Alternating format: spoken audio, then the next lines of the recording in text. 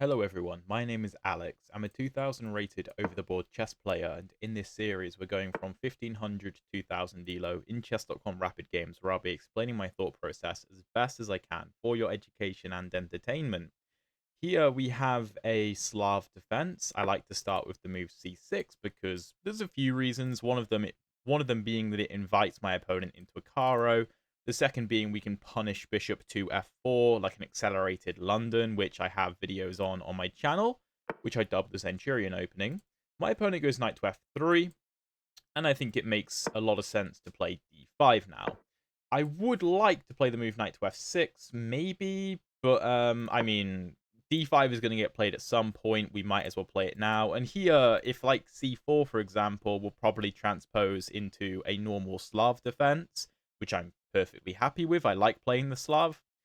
We may also see bishop to f4. My opponent going for like a London system, not a Jabava London, but like a London system setup. And there, I'm a big fan of the move queen to b6, which again is very similar to my Centurion system thing. And my opponent goes for it. And yeah, I really, really like this queen b6 move because we're basically saying, like, we're effectively justifying the move c6 by saying, okay, our knight might not be able to go to its natural developing square, which is a bit of a downside, but we are opening up this avenue of attack on the b2 pawn because your bishop is no longer controlling it. My opponent goes queen c1, defending the pawn. I believe white can get away with a move like knight b to d2 here, and after takes, white has pretty good compensation for the pawn sacrifice. But most people just defend the pawn, or even play pawn to b3, defending it that way, which is also viable. But okay, queen goes to c1, and now we can continue with normal development. Bishop f5, knight f6. I don't really see a reason not to play either of those moves. I want to say that bishop g4 is actually... I think it's actually a better move because we are threatening to win the d4 pawn. You know, something like take, take, take, right? And also, I believe on knight to e5, hitting the bishop, that we can just put our bishop back on f5, and that's actually an advantageous position for us. And I believe it's because the knight on e5 can be hit with knight to d7, offering a trade of knights, which would probably benefit us. But okay, my opponent goes knight b to d2, just defending this knight. So if I take, the knight takes, and d4 is well defended. So I think we should just continue with our normal development with knight to f6. Maybe knight to e4 is on the cards to apply like pressure to the superfluous knights. Superfluous basically meaning that like they're kind of the same knight. They're doing the same job of just being on f3, right? So my opponent would love for me to take because then he could get this d2 knight into the game because all it's doing is just supporting the f3 knight anyway. If my bishop doesn't take this knight on f3, then this knight kind of doesn't serve a purpose. Although, to be fair, I mean, d2 is a perfectly reasonable square for it to be on. You could argue that it would have been better for white to play a move like e3, which is what I was expecting, or knight to e5. And then instead of bringing this knight to d2, maybe playing c4, knight c3, because maybe the knight serves a better function on the c3 square. But very minor positional details, which they're not really going to change the... they're not going to be winning or losing by themselves, but a culmination of small positional things could lead to a major advantage for one side over the other, which is kind of the nature of these not very combative systems, I guess. Like, my opponent isn't trying to play c4 or e4 to really take the game to me. He's just kind of getting a nice little London setup, which is fair enough. And, okay, now the d4 pawn is very well secure. We'll continue with knight b to d7. e6 is going to happen at some point. I also want to leave the option of knight to h5 open to chase this bishop and maybe try to force the move e5 through. My opponent goes pawn c4. And this is what I meant with the knight coming to c3. To me, I don't know, the knight feels better on c3 once this pawn comes to c4, which, I mean, the pawn should really be coming to c4, considering it's got a lot of support, and it's the only good pawn break for white. So, of course, we're going to defend the pawn with e6. Taking would be bad, because, I mean, knight takes or bishop takes, and something like e6 will have to be played anyway. If knight takes, we'll have to move our queen first, of course. Ooh, c5, that's committal. That's committal. Not bad, necessarily, but it's a big commitment. Because he's taking the pressure off of the center, right? Our d5 pawn is now very secure, so we are probably going to look to play the move e5 when we can.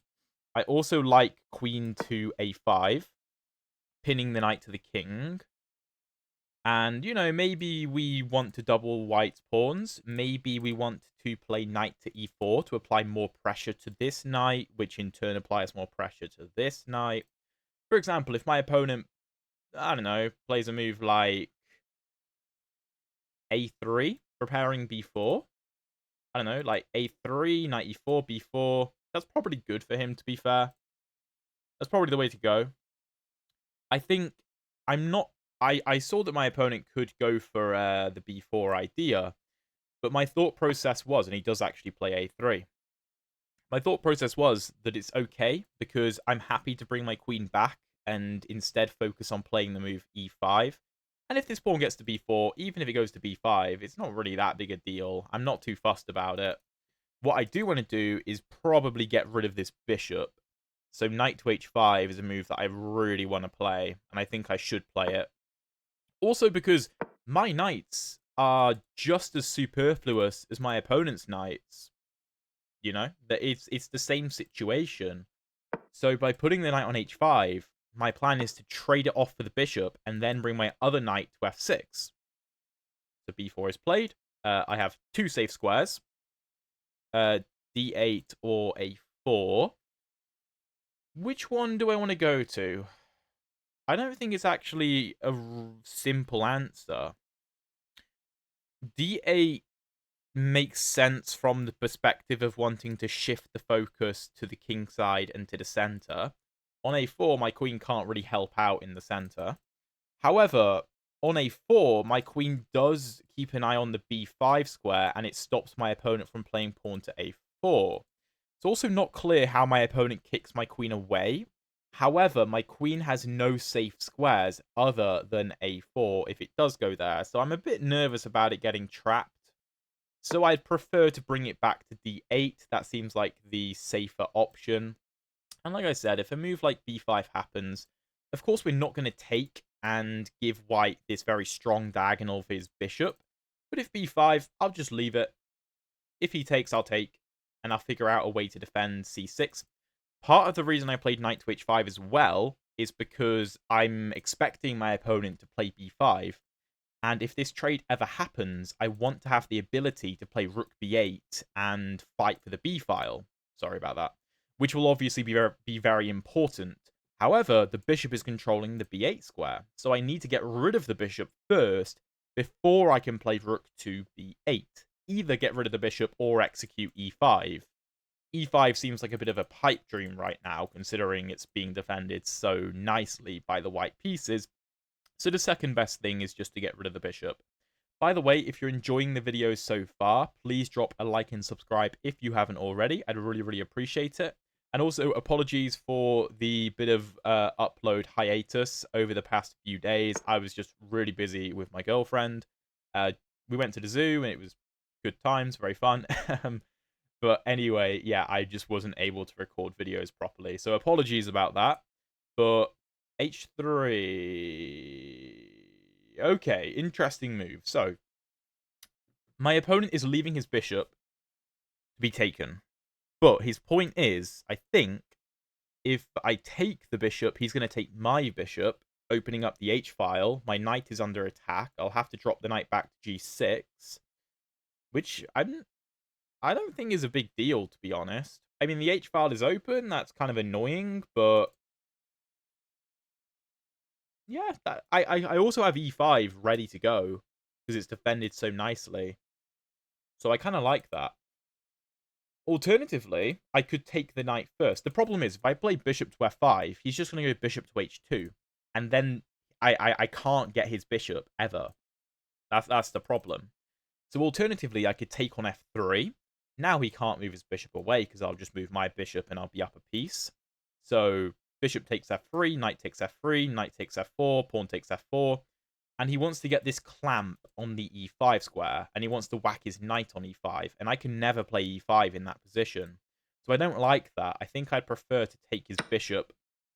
And now if he does this, then I'll move my bishop to f5, probably, I think. Yeah.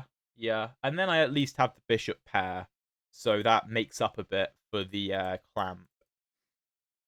But okay, he takes on g4 as expected. We only have one safe square for the knight. And now we also solve the issue of the knights kind of tripping over each other on d7 and f6, because our knight has rerouted itself to the g6 square. And now, like I said, e5 is very much on the cards. I'm expecting bishop d3, which is an uncomfortable move to face, because his threat is to take the knight, and I can't take back with the h-pawn because my rook would hang, right? So, if bishop d3, if he takes, I'll have to take with my f-pawn, which, you know, isn't necessarily what I want to do. But, do I really want to play a move like knight e7? I'll be losing h7 anyway. So this is an interesting idea from my opponent. Now, what I could do is try to defend this knight with a move like queen to f6. However, after pawn g5, my queen just gets kicked away, which is no good. Alternatively, I could... can I play e5? I don't think so. Bishop takes, pawn takes, pawn takes. I'm down a pawn. I don't have enough compensation.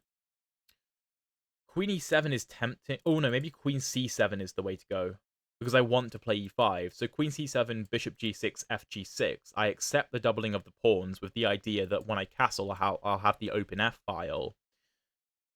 Probably put the bishop on e7 to stop knight to g5. So queen c7, bishop takes, pawn takes.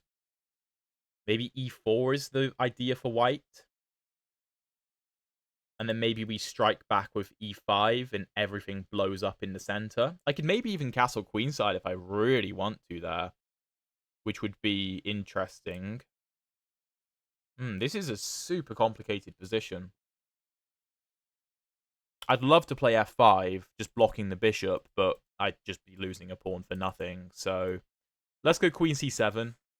That feels like the only move that I have, because I need to get e5 in sooner rather than later, I think.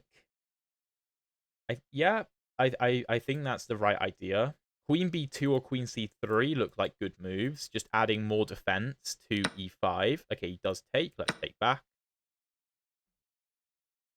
And now e5 has to happen. I think e4 is the best move for white, just because it makes e5 more uncomfortable to play, because then this exchange is annoying. If e4 happens immediately and we get this exchange, then that's good for us, because we have our pawn chain very much intact and we have this diagonal closed off and everything is good. However, if e5, e4, well, if e4, e5, then after take, things are quite open and my king is still in the center. Although, like I said, I could castle queenside if I need to get out ASAP.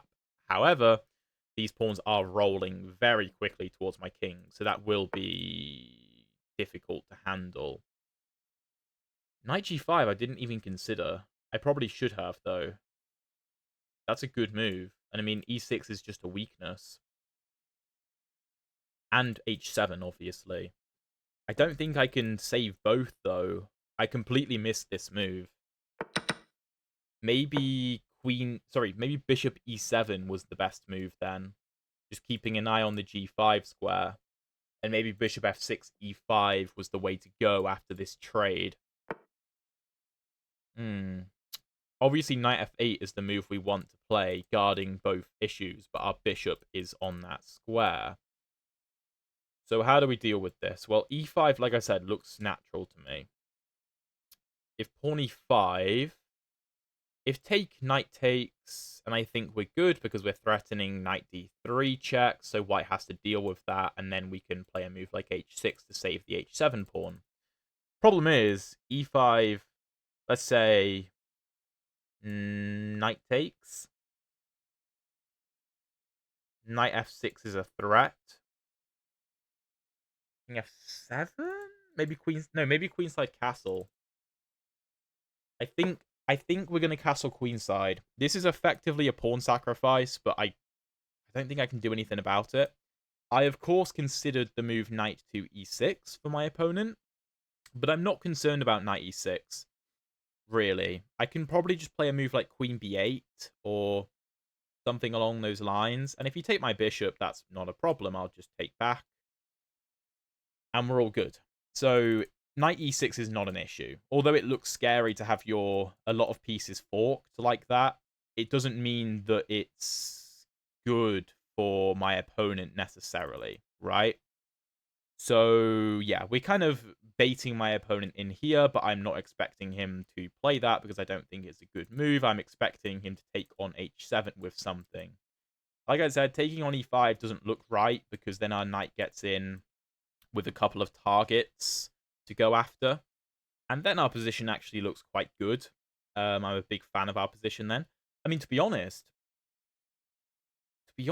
actually, there might be some ways that we can trap the knight if it goes to h7 with bishop to e7.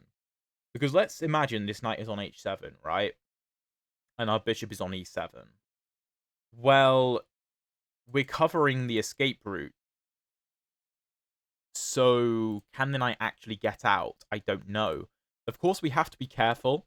On something like knight to h7, the threat is knight to f6 check. And after we take, he'll pick up our rook. So on knight h7, I'm going to have to castle queenside. But that's okay, because the knight is pinned to the rook in that line. If rook take, knight takes, we might, again, have a move like bishop to e7, just cutting off the escape, preparing queenside castle, preparing rook h8. And we kind of potentially flip the script on the white pieces. So this is far from over. We have a lot of potential counterplay in this position, and my opponent's using his time well because he really needs to consider what he's going to do here, whether he's going to be greedy and go after the pawn. That might be the best play. I'm not saying being greedy is the wrong thing to do. It might be the correct thing to do. But we have to try to figure that out. And if he does go for the extra pawn, even if it is the right thing to do, we will be getting counterplay as a result of it. And as we all know, people make mistakes. So even if objectively the best move is to take the h7 pawn and allow the counterplay, but there's ways to stop the counterplay, my opponent won't necessarily find the ways to stop the counterplay, if that makes sense. Okay, e4. Wow. Wow. I thought we could take, though.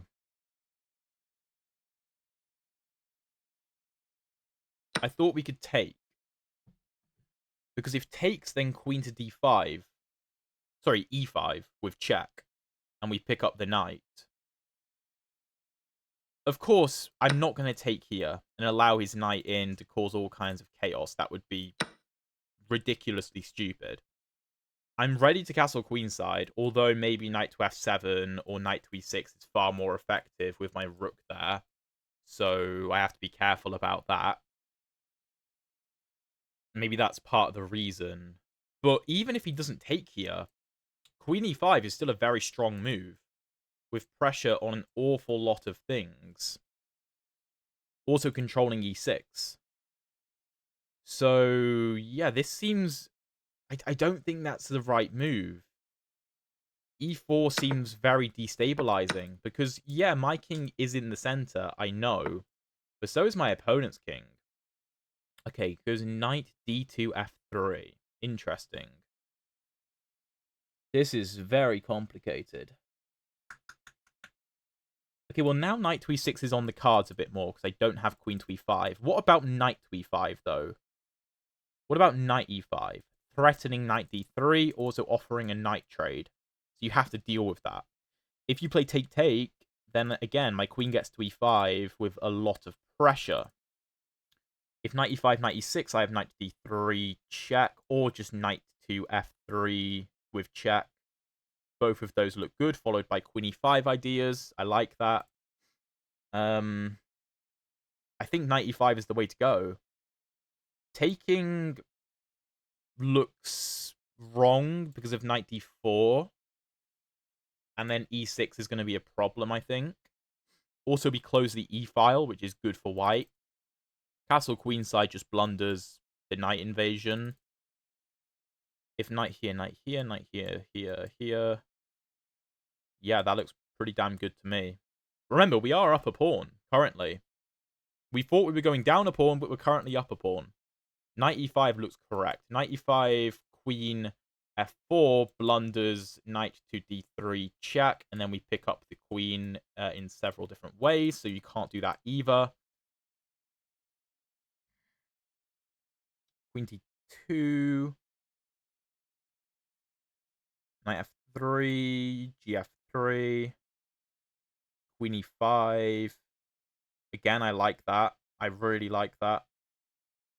I mean, it's just getting my queen to e5. I think that's the play. I think that's the way to win this. Because there's just so many targets when our queen does eventually get there. So we need to get rid of this knight because it's not letting us do that.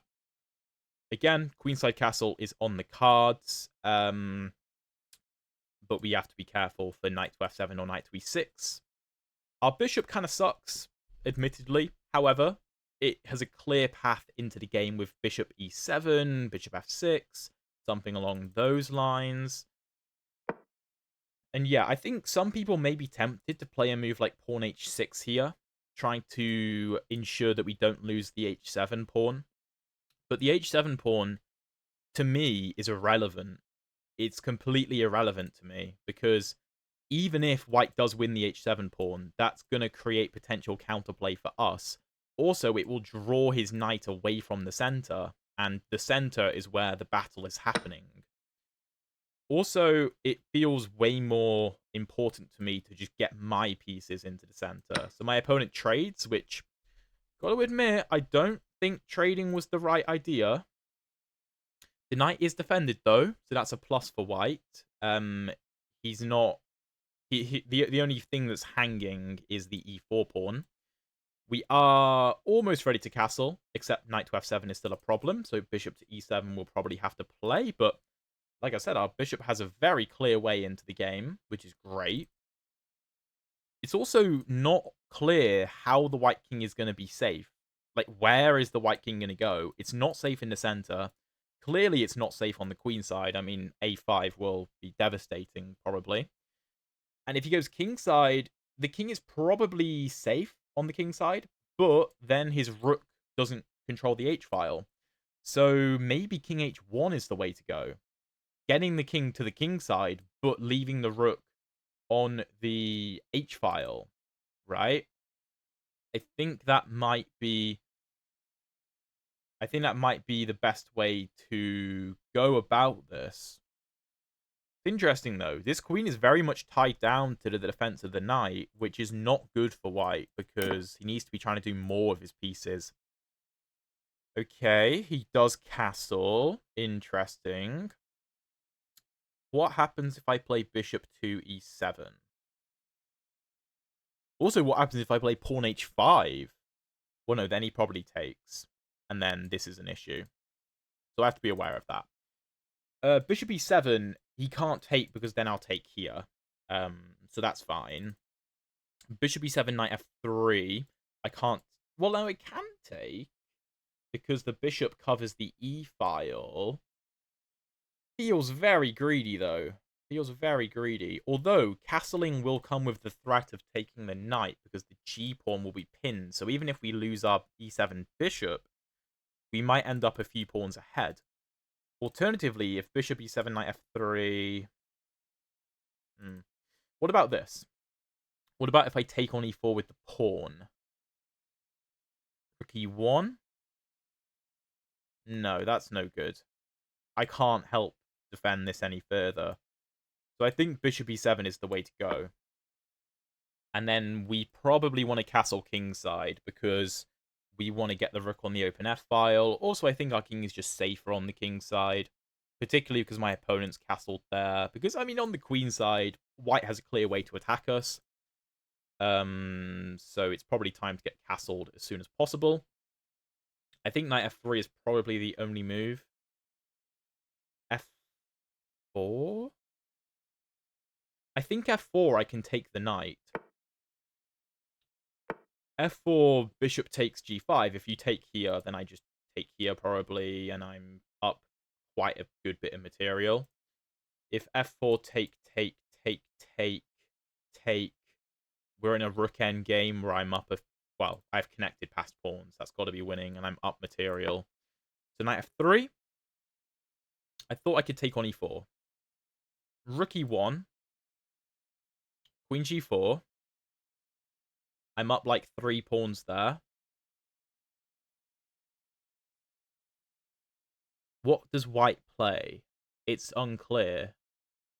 His queen doesn't have any good moves. Let's say queen d2. Then I just castle. And then if you take my bishop, I'll take your knight. That looks very good. I think this is the only move, really. Because I need to keep an eye on this, and I need to stop this. So let's take. Queen takes e4. Even if we lose our bishop, we may have sufficient counterplay, especially if we can pick up a couple more pawns, because we have a lot of pawns. Currently, we're up 2 pawns, and I don't see how white really defends the g4 pawn. I also don't think he can get up... Oh, queen d2, that's way too passive, surely. Although if castle's rook e1, I am losing my bishop. So maybe I need to do this. Here, here, here, that's the same position, so that's fine. Here, here. Here, that's fine. Here, here. Castles, that's fine. I'm covering this as well. So I can't castle just yet. Can't castle just yet. But let's take on g4. Now we're up 3 pawns. 3 pawns, but we are not in... Well, we're not out of the woods yet. Not out of the woods. Rook e1. Again, castles is my idea.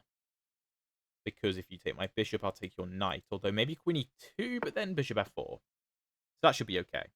Castles. Rook takes, rook takes. This is defended. Queen e2, we just have rook f4. That looks good to me.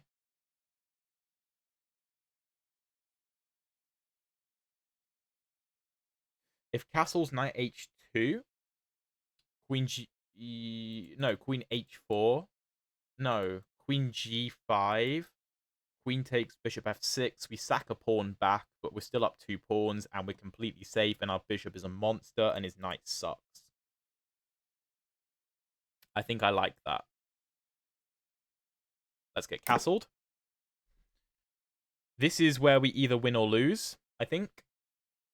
One of the downsides is when he takes and takes, he could take on b7, but we can win the a-pawn. We're also probably going to go d3. Maybe c6 is going to be an issue, but yeah, b7 does give white some counterplay. But the question is it enough? I don't think so. I don't think it's enough. Okay, he takes. We should probably take the a-pawn. I see no reason not to. I mean, do we have anything else? We could double up on the f-file, but that doesn't come with a threat. We're just giving up the a-pawn for nothing. Yeah, I think we have to take this. Because we also... Well, one, the rook is no longer a liability, stopping our queen from moving, because the g-pawn needs to be pinned. 2, it allows this rook to move somewhere, because it doesn't have to be defending the a-pawn, because our other rook is defending the a-pawn. So I think we have to take here. And we are still up 3 pawns now. Still up 3 pawns. although white has a clear target on c6 and a clear way to create some problems for us with his queenside pawns. So white still has counterplay. This is not over. Not over. But this is also like basically a Slav defense gone completely right, I think. I mean, the way that I play the Slav, anyway, this is pretty damn perfect. But okay, maybe a5 is a good idea. The problem is, rook c7, how are we meeting that? I think rook c8, supported by the queen. f3 doesn't really do anything because queen f5, g4, queen f8. Keeping an eye on our rook, that's fine. Yeah, that's fine. d3 is maybe an idea to open this up in the future. Yeah, I think we have a lot of ways to go about winning this, but our king isn't exactly completely safe. Although my opponent's disconnected, so he may be aborting the game. So I'll pause the recording and see what happens. Okay, no, he has returned with the move b5. Interesting. So he's trying to force the issue immediately. It feels a little bit too soon to me, though. Well, I guess I have to take, really. I could consider queen c8. But I mean, I don't really want to give up the d-pawn. Especially since d5 is going to be weak because this pawn's going to disappear. So I guess I should probably take. Ooh, I didn't consider him pushing straight away. Is that good, though? Rook c8, c7, rook c3. That's fine. We have very good control over c8. It feels like white's trying to cash in his chips too early. Because once this pawn disappears, I win. Pretty much. Maybe rook c3 straight away is the way to go. Because if I go here, maybe he has this, and then I don't really have rook c3 anymore. So, yeah, queen c8's no good. If anything, I'm just giving this away. Well, not immediately, because then I'll take here, but, you know. Queen here, rook here, and what am I doing? So I think it's good for our queen to keep an eye on d4 to keep the white queen at bay. So rook c3 looks like the move to me. Pawn c7. I need to be very careful about rook b8 check. So c7, rook c8. I don't know how you defend this. You also don't have queen a5. Or queen f4. Okay, but is trading viable? Also, can I do this? Take, take, take. Queen c4 looks very good to me. If take, take.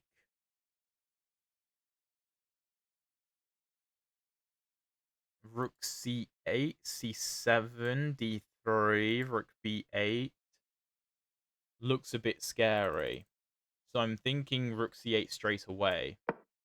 Like I said, all I have to do is get rid of the c-pawn. If I sacrifice a couple pawns in the process, as long as I maintain a 2-pawn up advantage, because, I mean, whilst I have a majority on the king side, these pawns are not really going to get through because of the structure. So I need to keep one of my pawns, basically, I think. I also considered the move b4, but I think just rook takes. So, rook c8. And, yeah, I don't think I have time to be taking or anything like that. I just need to get behind this c-pawn ASAP, even at the cost of a pawn. The point is that after take, take, take, I think I have queen c4. Take, take, c7. Rook b8 is the threat, but I have king to f8. Sorry, king to f7. And then rook b8 can be met with takes because my king is off the back rank, so my rook isn't pinned, which is the important part. And then, I mean, my c-pawn's just going to promote, and we're going to win. So take. Oh, I missed this. I missed that move. Okay, he doesn't go for it, though. Ooh, I think that was the way to fight. I know my c-pawn is very strong, but that was what I was concerned about, actually. But now I think just queen here. If here, then takes. If here...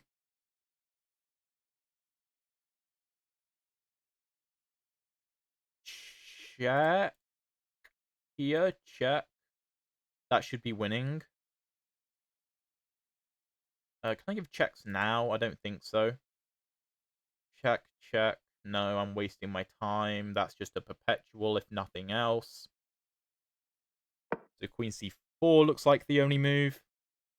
Again, if take, c7, we have king f7. We're winning. Queen e5. Check. Oh, whoa, whoa. No, no, no, no. Yeah, but we have king f7 and we win. Now it's game over. Obviously, rook b8 is a massive, massive threat, but now it just doesn't do anything. We're just going to push the pawns. I'm not even going to bring my king over to win the c-pawn. It's not necessary. And just push. Yeah. As we know, 2 pawns on the 6th rank beat a rook anyway. Yeah, I mean, the rook can go there, but now I'll bring the king. And white's king is way too far away to do anything. Just come here. Now we're winning c7, and we're going to win the game. I think my opponent let us off the hook a little bit there. He did a very good job with the very quick b5. I wasn't expecting it so early. I thought he'd play like rook c7 and try to win c6 first. But I think that was a very smart idea of his. I do think that we were winning regardless in several of the positions, but I think he could have maybe been a little bit more stubborn. Here, king d5 is more accurate, because if rook here, then he can take care of check, and I'm probably still winning, but, you know, he can rally the forces a little bit and get the king over, get the rook over to try and stop my c-pawn. King d5, though, the rook runs out of squares on the c-file, and now we can just pick up the c7 pawn, we can push our c-pawn. There's just no way to stop it. I mean, you could do this, this, this, but, I mean, you know, you're going to run out of moves very, very quickly.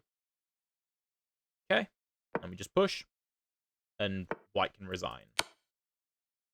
Or he can not resign, I guess.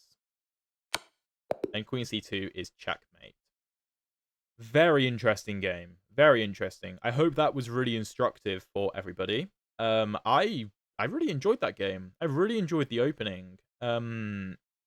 Especially with the early queen b6, which I am a massive fan of. Getting rid of the dark squared bishop early on definitely helped. But my opponent created some great counterplay, but with knight to g5. But yeah, we played e5 and things kind of fell into our lap. But let's get into the analysis and see what the computer has to say. Well, I haven't gone through the game yet, but it looks like, according to the game review, there was a moment that white could have won. I don't know when that was exactly, but we're going to find out. So, 72.8% accuracy for my opponent, 80.4% for myself. So, not the most accurate game ever. Very interesting one, though. So, the opening, d4, c6. Knight f3, we go pawn d5, and bishop to f4. We go queen b6, applying pressure to b2. Like I said, a move like knight bd7 is considered the best, alongside e3, because I can't really get away with taking. White opens the center very quickly, and this is actually really scary for black because we have no development. So we go bishop g4, which is the best move. On knight to e5, I thought that we could play bishop to f5, and the computer agrees that this is a very good position for black. We are almost equal, which is great. So my opponent goes knight bd2, which is the best move. We go knight to f6, developing, pawn e3, knight bd7. The computer actually wants the immediate knight to h5, but then we allow that. Knight e5, bishop f5. No, knight f6. Yeah, that makes sense. Bishop d3, then g6. Okay, interesting. But knight b7, c4, e6 is wrong. We should be taking the knight according to the engine. I thought this was no good. Queen a5? What? Queen c3, queen takes, b takes, dc, bishop c4. Okay, this looks incredibly uncomfortable, but the computer just says b5 is strong, followed by knight e4. Huh. Okay. Interesting. I suppose there's no knight e5 to exploit the c-pawn, because we could just take it. But e6 is what I played, and here c5 is the best move, but it is also a big commitment. Here I went queen a5, which is apparently a mistake, because of b4 immediately. Wow, yeah. No, that makes sense. And then we're in a lot of trouble. But a3 was played, which is inaccurate. It allows knight h5, which is the best move, going after the bishop. Pawn b4, queen d8 is best. Queen a4 is not as good. The queen's kind of out of the game. h3 is the best move. That's a mistake. No way. Taking here is better? I thought this was just bad. Bishop to... Sorry. It's our move. g6. Bishop d3. Bishop here. Let's say castles. Castles. Queen e3. How are we playing this? How are we playing this? With f6. Oh, whoa. Okay, okay. No, we are counterattacking. And because so many of the white pawns are on dark squares, I guess they're actually quite weak to our dark squared bishop, because we have opposite colored bishops. That's interesting. I took on f4 though. hg4, knight g6. Bishop d3, best move. Queen c7 is inaccurate. I was correct. Bishop e7 was the move to play. I had to go for this to stop knight g5, I think. But queen c7, bishop g6, fg6, knight g5. And e5... Why is that inaccurate? How is this better? Oh, okay. The knight gets trapped in that line. Sure. I don't know why the engine recommends this, because this... We have nothing. e5 is the way to fight, right? It may be objectively slightly worse, but this is how we're going to fight here. And my opponent messes up with e4. Clearly not the best move. Queen b1 is the... What? Queen b1 is the best move.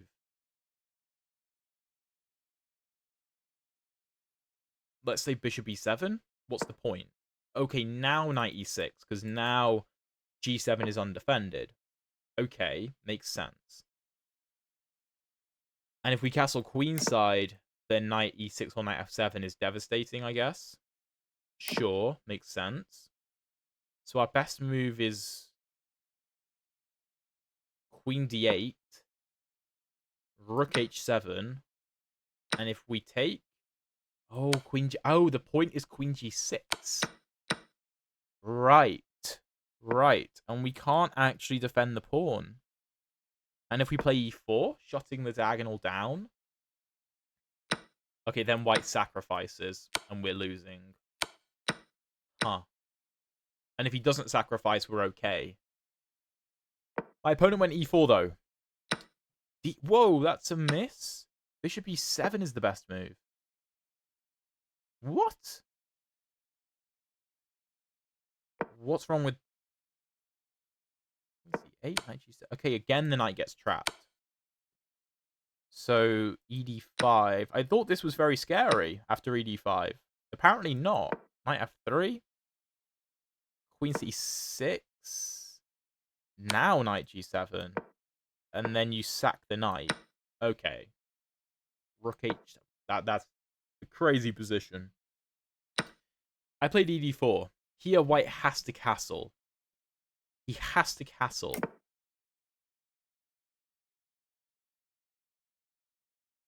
What? Okay, what's the point then? Knight e6, queen c8, ed5. Okay, makes sense.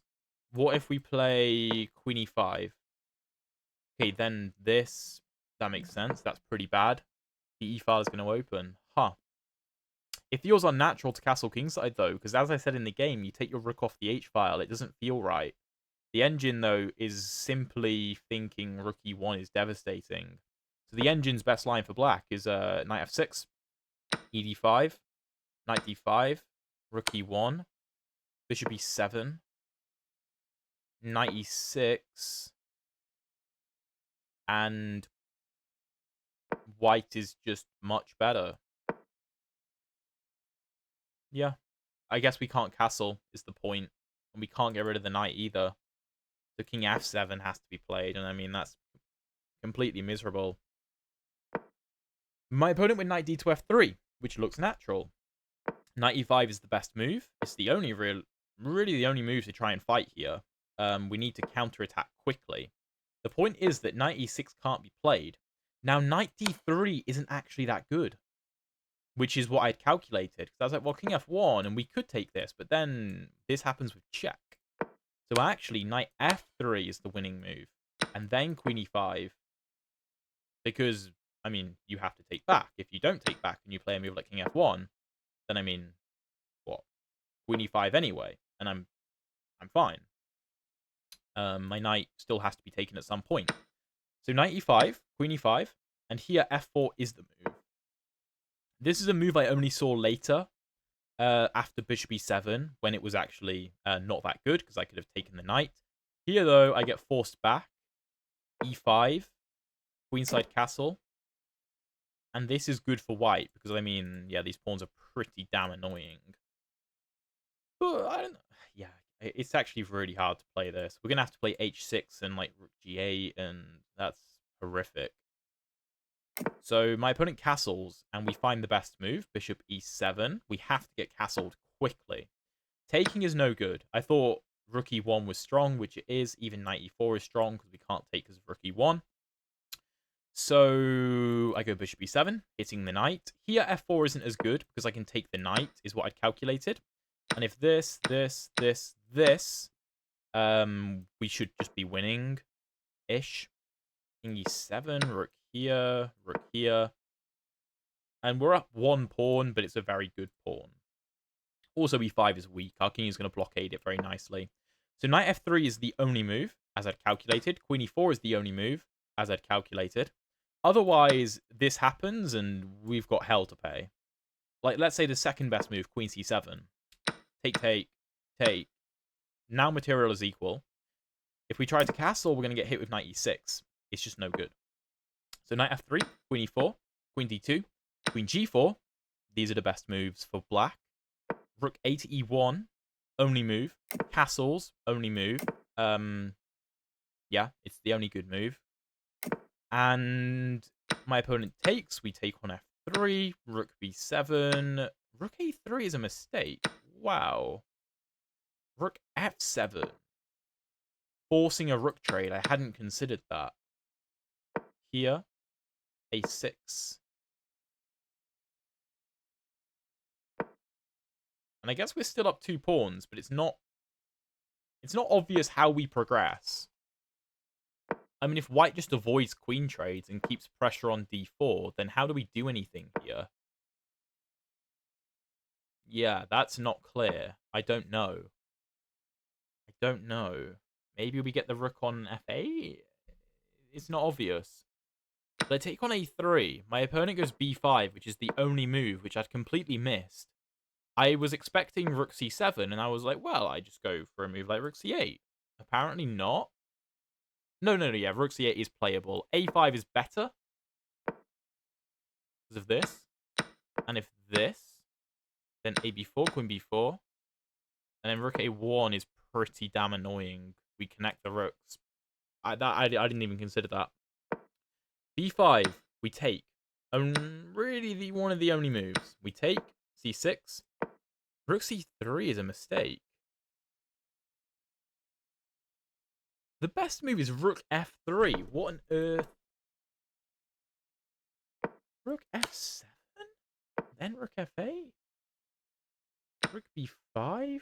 Okay, that's just so weird. So weird to maneuver the rook like that. I went rook c3, and my opponent messes up with rook c1, which is clearly the most natural move. The best move is rook e1. And if we take, then we're losing after rook e to e7, which when you see it, you're like, oh, yeah, well, that makes sense. But, you know, you got to see it from a distance. Rook c1. Rook c8's a blunder. We're supposed to take. h6? c7? Rook c8? Rook b8? King h7? Unpinning. And then we're just going to go queen d7 and we're going to take, right? So queen c6, stopping that. And then we just push the d-pawn. d2, queen d2. We're just going to sack, take here. And then we have the connected passes. Our king is completely safe. If queen here trying to mate us, then white just gets mated himself. Huh. Rook c8's a blunder. Rook c3, dc3, and here I was like, oh my god, I missed queen d5, and this is the best move. And this I was terrified of. Now, queen d7 is the way to go here. And I have to take, rook d8, rook c7. The problem is my king now can't get to the 7th rank in time. If we have one extra move, then we're winning. The problem is we don't have the extra move. The point is to push the king to h8. So when we try to get in, there's rook c8, and we don't have time. We're just losing the rook. So if queen d5 and we instead go to f8, then we just get mated. Yeah, that's pretty bad. My opponent took, though. Queen c4. Oh my god, I blundered mate in 1. I actually blundered mate in 1. No way. So either I have to give a perpetual, or I have to push d4, queen b3 check, king h8, c7, h6. Let's say take, king h7, rook here. Oh, no. Then we win this. Queen d5, only move. I literally blundered mate in 1. Oh my god. But neither of us saw it. My opponent took. And we take back, and now it's just game over. King f7, only move. We have to get the king off the 7th rank. If we don't, then rook b8, and our rook is pinned, and we're losing the rook, and white's going to promote. So king f7, rook a7, and then we just push the pawns through. Pretty elementary. And yeah, just deliver checkmate. I can't believe I blundered mate. And my opponent didn't even see it. That's going to have some of you screaming in the comments section, which is pretty hilarious. But yeah, hopefully a pretty educational game. I know I certainly learned a lot from that. So hopefully you guys did as well. That's so funny. If you guys want to see another very interesting game in the Slav Defense, check out the video up here. And if you want to see the previous episodes of the speedrun, check out the playlist down there. I really do appreciate you all for watching. Thank you very much. And I'll see you in the next video. That was so dumb.